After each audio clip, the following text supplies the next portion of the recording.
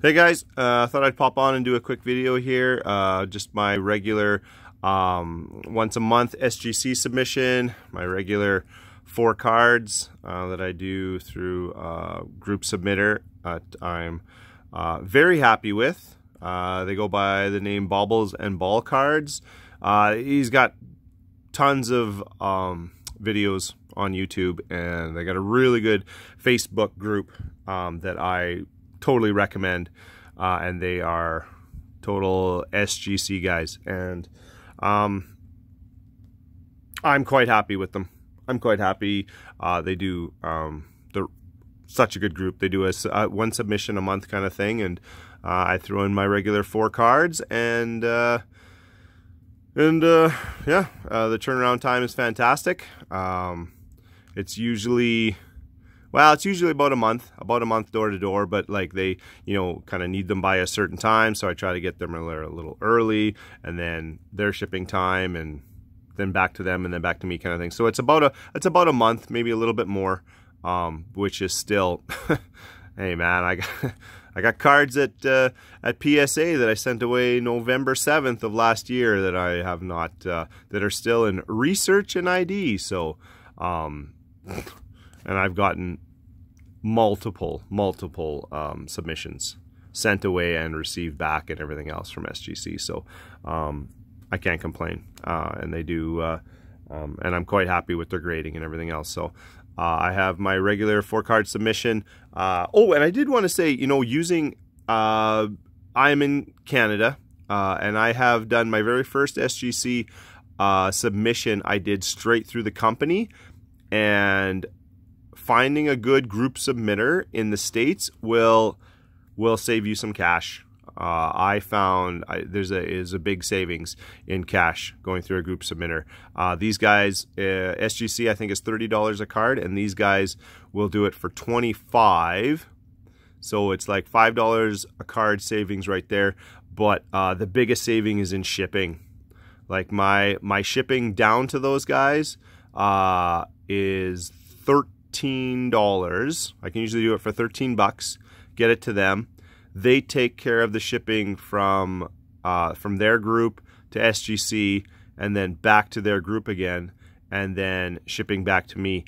And it's they can do it. They do it for about 30 bucks American with like insurance and all that kind of stuff. And they're slabbed at that point, so they're heavier and everything. So it's like 30 bucks for them to ship it from Virginia back to Canada for me. And when I went through SGC directly, it was, you have no choice because you live in Canada, so it's like FedEx only to cross the border. And it was, FedEx charged me $45 American. And then, of course, friggin' FedEx, man, I got, after 2 weeks after I got my cards back, I got an invoice for $68, 68 Canadian dollars invoice afterwards because of handling and this and that, and oh well, we do provide a carrier fee and all this junk. I'm still that was in May, and I'm still kind of like fighting it a bit because that's just garbage. So it ended up shipping was basically shipping because of FedEx and their hidden charges and everything else, and being expensive in the first place, was basically as much as my getting the cards graded. So that will save you quite a bit of money, about 80 bucks if you factor in all the FedEx crap that you go through, kind of thing. So I'm quite happy with them. It's a heck of a lot cheaper. So whatever, we'll get right to it. I'm already 40 minutes in, and this was supposed to be a quick video. 4 cards. First, Shohei Ohtani, 2018 Topps opening day rookie. The Walmart by my house is a weird place, and I don't know where these things keep showing up from, but I will show up in every few weeks. All of a sudden, oh look, there's 20 more packs of 2018 Topps opening day, and no one buys them. So I'll buy 4 or 5, and then I'll go back a few days later or a week later. Oh, there's still you know, of the 20, there's still 15 left, so I'll buy some more. And like, it's ridiculous. So I have 4 of these guys, plus all the other, you know, like oh, who was the other guys in there? That's Rafael Devers is in there. Alex Verdugo has a rookie in there. A few guys kind of thing. But I have 4 of these, and then I actually lucked out and got the blue foil parallel in this card. And looking online and stuff, it's the centering, the left and right on the podium here is what is really tricky. And I know on that blue foil, the parallel that I have, it's really thin on this side and it's a lot thicker on this side. So that blue parallel will be going in, but it's kind of a PC. So I will probably send it in maybe next month. I'm trying to do, of the 4 or 5 cards I send in a month, I'm trying to do 1 PC, and then the rest I would have no problem selling. So this is going to be for sale after it comes back, and I like to do kind of a bit of a pre-grading, like what I think the grades are going to be when they come back and stuff.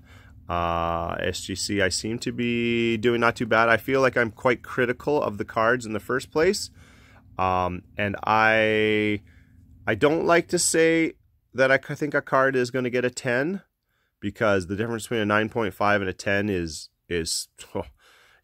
next to nothing. But this is perfect. This is a perfect card, and I'm going to go right out there and I'm going to tell the universe this is going to come back a 10. A 9.5 I will be a little disappointed with. This is going to be a 10, because I could not find any flaws on this thing.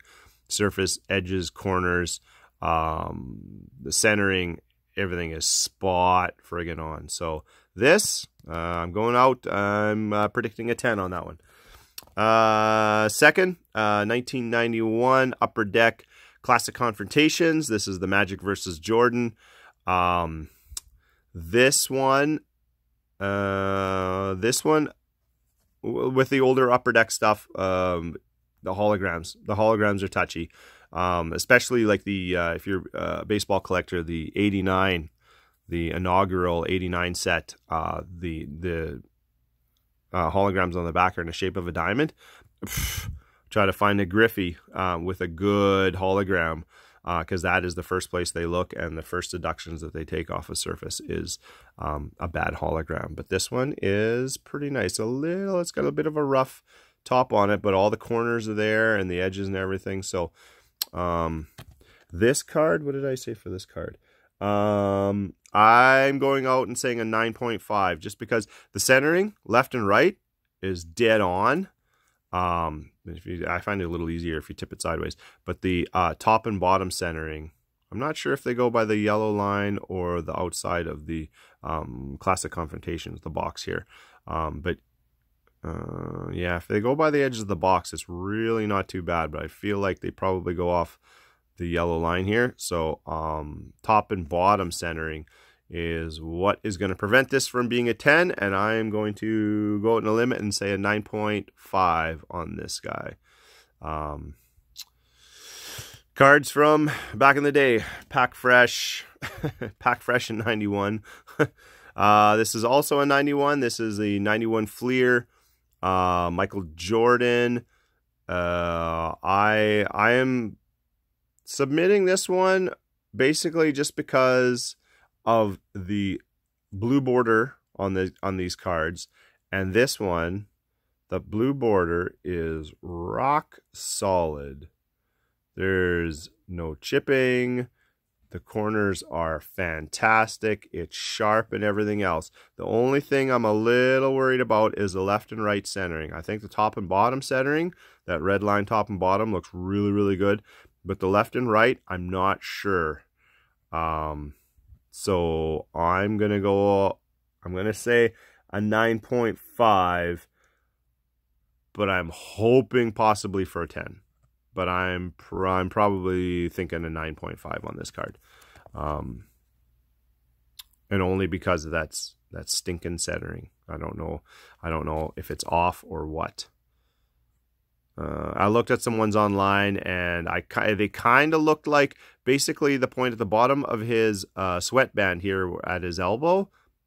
That thickness of his elbow was about the thickness of this blue line. And on this one, the blue line is a little bit thinner than his elbow. So just below the wristband. So going by, you know, PSA 10s and SGC 10s on eBay, that's kind of where it was. So I'm going to say this is probably a 9.5 centering.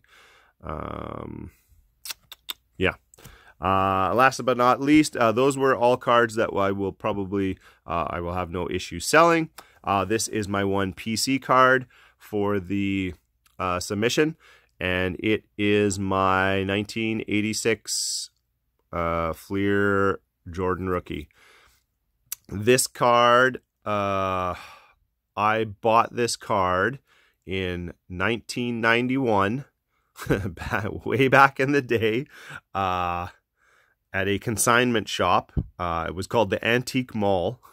And I remember, this is such a PC. I remember everything about seeing this card. Like this was pre-eBay. This was pre-internet, being able to go on and buy cards from the other side of the world or anything else like this.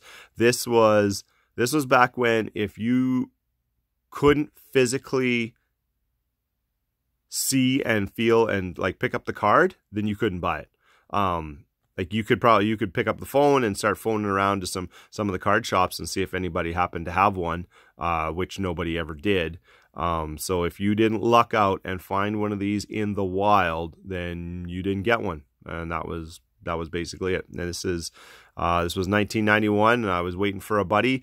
We were going to go see a movie, and I had a little time to kill because that was back in the day before cell phones. So if you said, hey man, let's meet in front of the theater at 7:55 for that movie, you met in front of the theater at 7:55, because the second you stepped out of your house, there was no way for anybody to get a hold of you. And that's the way we had to do things. So I had a little time to kill, and there was a place just down the block. It was called the Antique Mall, and I went there, and this was in a display case, sitting in a display case between a bunch of, it was like old housewares things. It was like a I think there was like a curling iron on one side, like for women's hair, like a 1930 curling iron, and it was like some old like egg beaters and stuff like that. And it was like in the housewares, and this was just laying in the case in between these things. And I was walking along, just kind of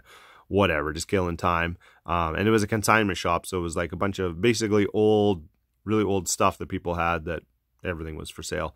And I remember just stopped dead in my tracks, and I was just like, what is that thing doing in there?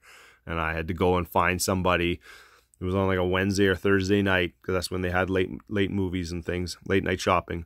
And I had to get somebody, and I was like, you could please open this case. And I got to look at this card.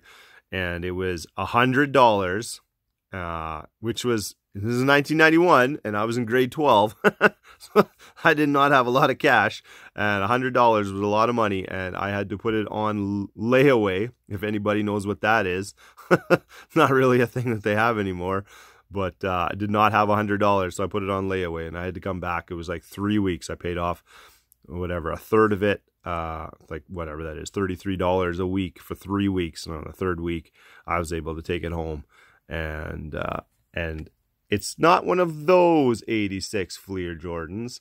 It's been loved. It was, in someone's shoebox in their closet or whatever else kind of thing, or, traded amongst the kids. But this is, it's got, every corner has a little bit of, has whitening. The corners are sharp though. Like they're not too round. They're not rounded or anything like that. They're maybe, just a tiny bit of softness here and there. And this corner has obviously some stuff there. And then this, I think, what makes the most sense to me is it is a rubber band mark. It's not on the back. It's only on the front part of the card, and only on the one side. And the surface isn't too bad. There's a few little dents here and there and stuff on it. but all in all, you know, and it is visibly off center, left and right, and top and bottom. But this was back in the day. I have absolutely zero concern about this being a fake or not. I've watched so many videos. You know, you look for the difference in the color between the little arrow and the yellow around the Premier banner, and bleeding around the white letters, the Fleer, a bleeding of red into the letters. And there's you got to look for a good contrast between the skin tone on his arm and in the background. On some of the fakes, his skin tone kind of starts to blend in a bit with the black behind it, and the yellow on this yellow border has to be like really good and vibrant, not like a muted kind of color. I think, and there's like certain people that they look for in the crowd, and if they're not quite there, or if it, you know, then if the contrast is it's a little too dark, and like there's certain, I can't remember who it is, but there's certain people in the crowd that they look for, and if they can't see them, then that's like a sign of a fake. And on the back, the 27.2, you gotta see a good, that's not focusing very well. You got to see a good dot between the 7 and the 2 on the bottom 27.2 there, and you can, and then the yeah, this isn't coming up very good on my on my phone, but through a magnifying glass you got to be able to look and see all the lines on the basketball and the NBA logo, and all the lettering at the bottom has to be crisp, and the copyright C, you know, you can see that it's like quite defined. And you look on eBay and you'll see tons of them that's kind of like spotty and it doesn't show up very well, or the R for the registered trademark, you look through a magnifying glass and that is a sharp, good printed R. Yeah, the centering on the back is really nice. I wish all these older cards, that anything I send in, it's like, man, I wish the back looked like the front, or the front looked like the back. And there's a little bit of a fisheye. I can't remember what they call that. There's a name for that mark in the printing. But every video and every kind of website I've looked at, this checks all the boxes. And it was 91 and it was at the Antique Mall, and I have zero reason to doubt that the card's authenticity. But that being said, I do not know if I will get a numerical grade on this. I hope I will, because it lived from 91 till last year. So 29 years it spent in one of those big, you know, the screw down acrylic bricks that everybody used for their most prized cards back then, because we didn't know any better. And if they spend too much time in there, the corners, because they've been squished and pressed down, because that's where the screws are, is just past the corners, and that's where they take all the most pressure. The corners get glossy. There's like a glossy finish to the corners, and they know then it will instantly be considered an altered card, because they treat it as you trying to, you know, say if the corners were starting to feather or something like that, or come apart, you're trying to fix a card or repress it. And the corners will get a glossy appearance to them, and it's an instant no grade.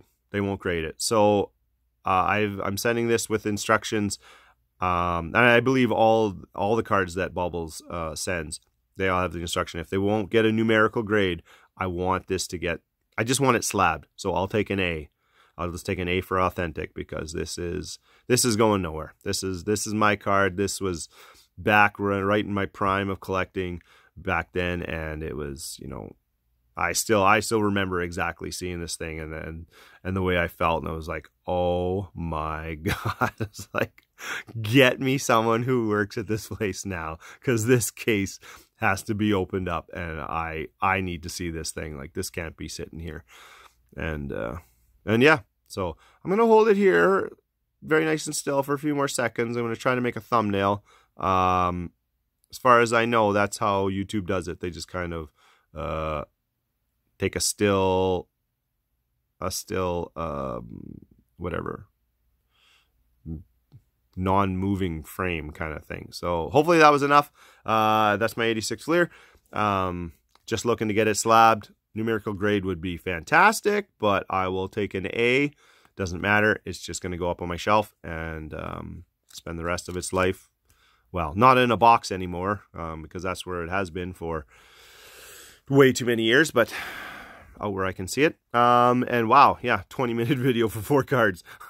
I got an issue with rambling. So yeah, take her easy. That is my August submission, Baubles and Ball cards. Check them out.